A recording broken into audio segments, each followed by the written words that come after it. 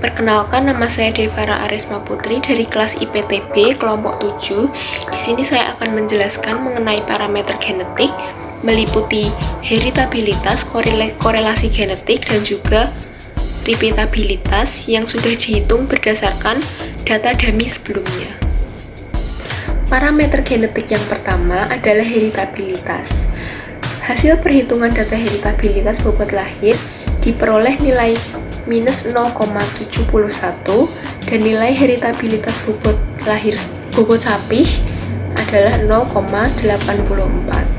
Pada nilai heritabilitas bobot lahir tidak masuk ke dalam rentang nilai heritabilitas, yaitu 0 sampai 1.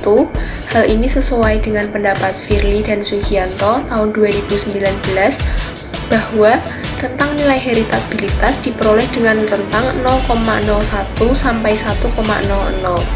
Nilai heritabilitas yang bernilai negatif menunjukkan bahwa gen aditif tidak mempengaruhi kenampakan fenotip. Kemudian nilai heritabilitas yang diperoleh dari perhitungan heritabilitas dapat disebabkan oleh berbagai faktor. Kemudian contohnya adalah jumlah data yang relatif kecil, dan faktor lainnya yang menyebabkan nilai heritabilitas tidak masuk ke dalam rentang adalah karena faktor kesalahan dalam perhitungan data atau kesalahan dalam penginputan data.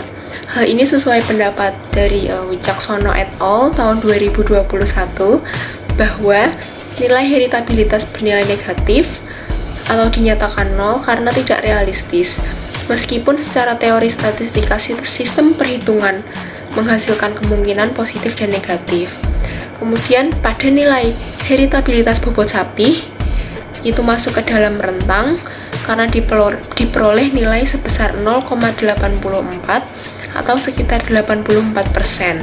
Nilai tersebut masuk ke dalam rentang dan termasuk dalam kategori tinggi. Hal ini sesuai pendapat Wicaksono et al. Tahun 2021 bahwa nilai heritabilitas kurang dari 20% itu masuk ke dalam kategori cukup rendah.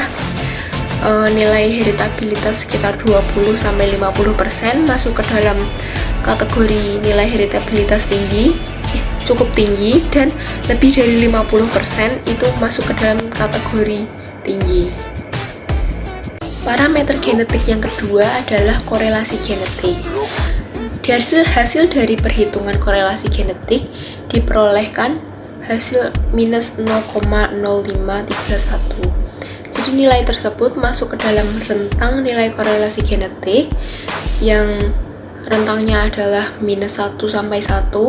Hal ini sesuai pendapat Vaikon et al. Tahun 2017 bahwa rentang nilai pendugaan koefisien korelasi genetik tidak terdefinisi itu lebih besar dari 1 atau kurang dari 1.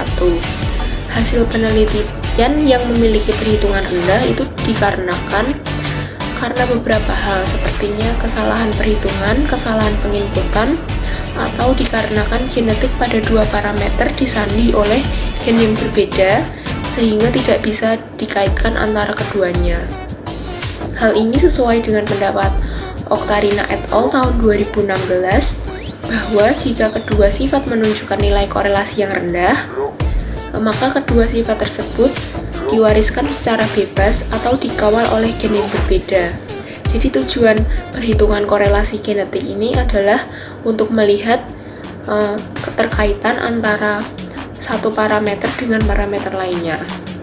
Semakin tinggi nilai korelasi genetik atau semakin mendekati nilai korelasi genetik ke angka 1, maka semakin tinggi pula hubungan antara dua sifat parameter.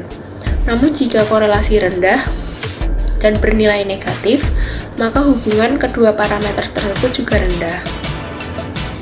Parameter genetik yang ketiga adalah repeatabilitas. Repeatabilitas dibedakan menjadi repeatabilitas dalam kelas dan juga repeatabilitas antar kelas. Berdasarkan perhitungan data dummy, diperoleh nilai repeatabilitas antar kelas sebesar minus 0,2945 dan juga nilai repeatabilitas dalam kelas sebesar 1,01, di mana kedua nilai tersebut masuk ke dalam rentang.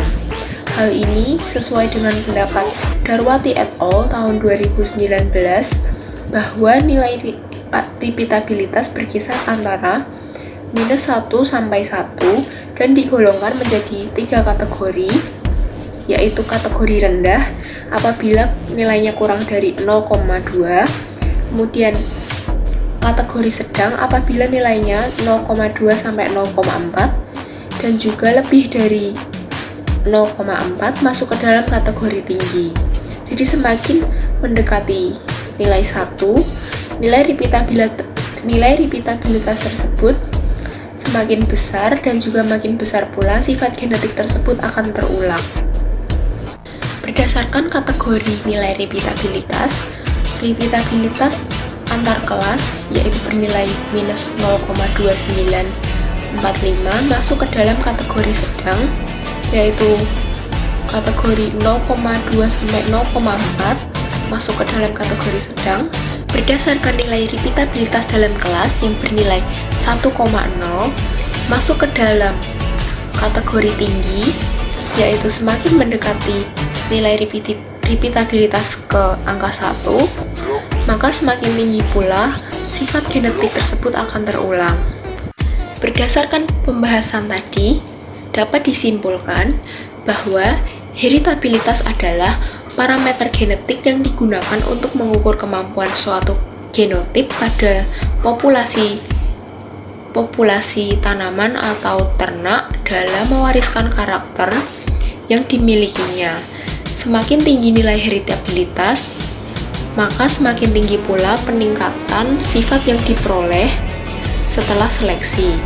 Kemudian nilai heritabilitas berdasarkan perhitungan adalah min 0,71 pada perhitungan heritabilitas bobot lahir dan 0,84 pada perhitungan nilai heritabilitas bobot sapi.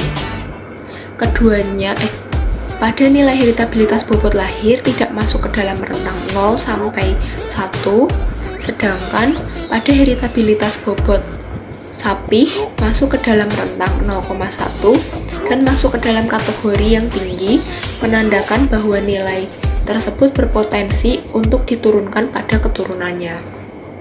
Korelasi genetik merupakan parameter yang digunakan untuk melihat keterkaitan antara dua sifat yang dihitung. Berdasarkan perhitungan, didapatkan hasil -0,531 yang menunjukkan nilai korelasi genetik yang rendah, sehingga keterkaitan antara dua sifat tersebut rendah. Nilai repeatabilitas merupakan nilai dugaan untuk sifat yang diamati, karena nilai repeatabilitas merupakan salah satu parameter genetik untuk mengetahui daya ulang suatu sifat yang dimiliki oleh individu. Kemudian didapatkan hasil 0,2945 pada nilai repeatabilitas dalam kelas, pada nilai repeatabilitas antar kelas, dan juga nilai 1,0 pada repeatabilitas dalam kelas. Kedua nilai tersebut masuk ke dalam rentang nilai repeatabilitas, di mana nilai repeatabilitas antar kelas termasuk dalam kategori rendah, yaitu bernilai negatif, dan juga repeatabilitas dalam kelas masuk ke dalam kategori tinggi, yaitu mendekati 1. Hal tersebut menunjukkan bahwa kemungkinan akan terulang lagi besar.